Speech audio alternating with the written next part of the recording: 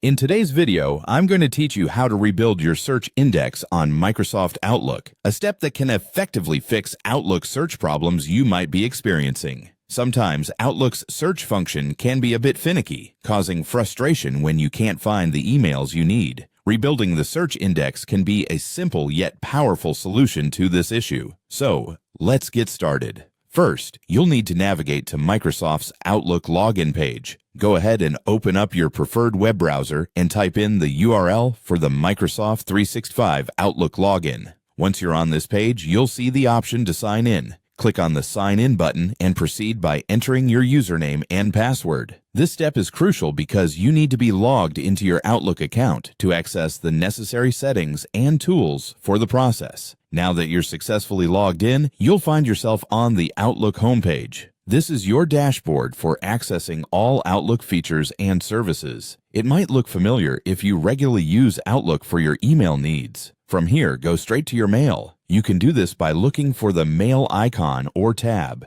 typically found on the left-hand side of your screen. Click on it, and it will bring you to your inbox, where you can see all your recent emails. Once you have the Mail window open, it's time to proceed with the search-related steps. On the top right of the screen, you'll notice a search box. Click into this search bar, which is the command center for your Outlook search operations. This is where you usually type in keywords to find specific emails. However, the next part is crucial for rebuilding the search index. Directly beside the search bar, you should see a filter button. Click on this filtering option, which helps narrow down search results, but today it's going to lead us to settings options helpful for rebuilding the index. By opening the filter, you'll access additional settings that allow you to manage how search works within Outlook. After accessing the filter, you may expect a few steps regarding indexing options. Typically, you'd follow through by navigating to further account settings. But for now, understanding the interface and preparing to manage these additional settings can already put you in a ready stance to fix the search hiccups.